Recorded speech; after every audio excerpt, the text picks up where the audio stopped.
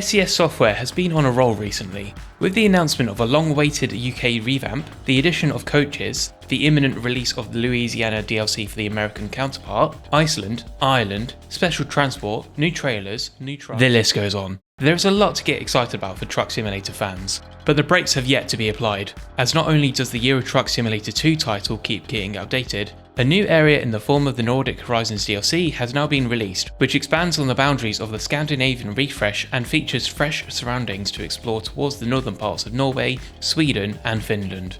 So, how is it?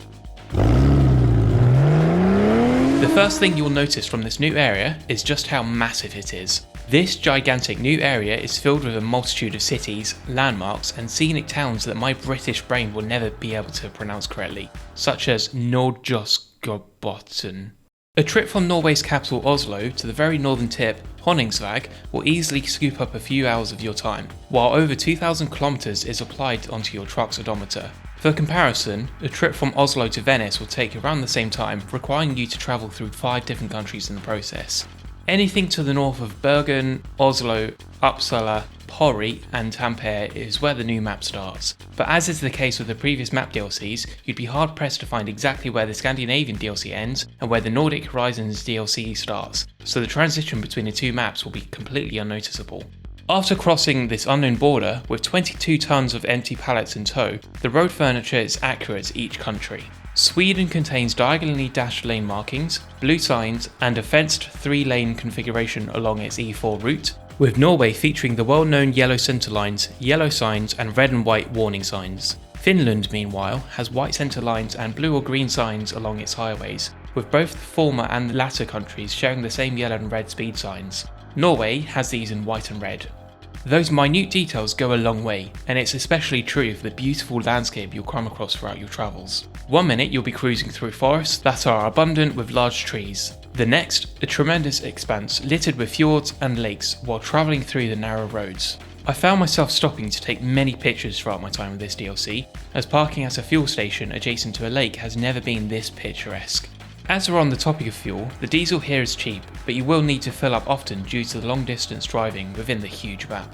The detail within each location is spectacular too, as not only will you spot the traditional red wooden houses of Norway, but the infrastructures throughout these countries contain many bridges to drive over, underground tunnels to traverse, and even an underground roundabout within Tromsø. Although its real-life counterpart consists of a massive network of tunnels beneath the city, this miniature-sized virtual recreation is still just so cool to drive through. The cities have been recreated to an accurate degree, and if you have explored any of these places before, there is a good chance you'll feel right at home. We'll stick with Tromsø for this too, as you'll drive into the city from its cantilever bridge, reach a junction at the end, and take a right towards the aforementioned underground tunnel. The buildings that greet you upon reaching the junction aren't 100% perfect, but are still faithful to real life. You'll even spot a yellow building located just outside of the drivable areas while you check for oncoming traffic, which actually exists in the real city. There are countless examples like this you can find within each of the 40 different cities and 30 settlements. The list just goes on. There are also plenty of landmarks and viewpoints to find too, such as the Santa Claus village located within the Arctic Circle in Finland, the Sami Parliament of Norway, based just outside the village of Karasjok, or the gigantic Veda suspension bridge that crosses the Angermanälven River in Sweden.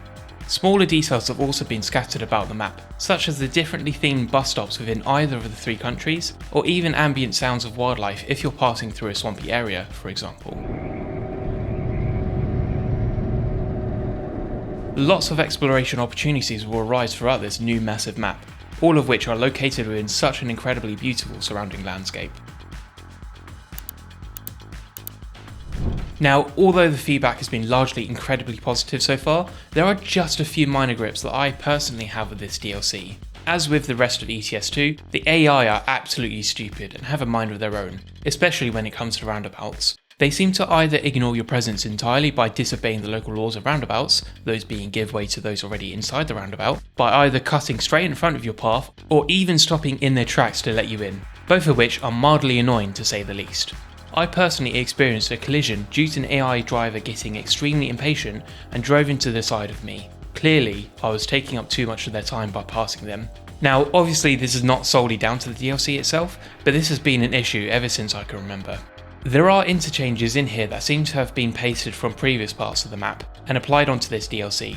As an example, you can probably remember this interchange in particular very well from other locations from the game, so having a variety of different ones that aren't complete with 90-degree turns would be really nice to see. Another small thing I've experienced is the placement of speed limits, but more specifically, speed limits that you reduce your truck from 80 to 60 km per hour, but then confusingly go back up to the national speed limit after travelling for about 400 meters or so. This really disrupts the flow of your speed, as having to brake suddenly to obey the laws and then slowly trudge back up to the speed is not a fun experience, especially when it isn't on the map for any good reason. On this topic, however, there have been multiple instances where I didn't realise the speed limit had been changed. This seems to be in place upon entering a city or town, as you're required to go down to 50 while passing the area's decorative signs. As a newcomer to these regions, I have unknowingly broken the speed limits many times, all of which have been without indication of a speed change. Of course, those are just some very minor points, but there is one major point that I have in mind, something that is not present anywhere on the map at all. You'd expect from the name of this DLC, the Nordic Horizons, to feel bitterly cold, or even expect the temperature to be at least somewhere just below freezing. That's right, snow. Or rather, the complete lack of it. Throughout my time on this map, the only indication of snow I found was on a brief glimpse of a peak very far away within the very northern point of Norway. Maybe the game is perpetually stuck in the summer, or that global warming really has destroyed any chance of seeing the environment covered in a white blanket. But it is a shame to barely see this anywhere, especially on more peaks throughout the map.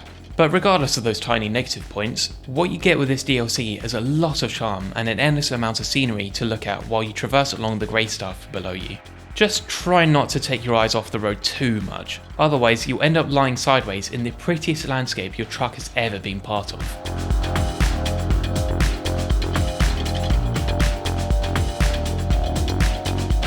So that's our review of the latest Nordic Horizons DLC, available today on the 27th of November.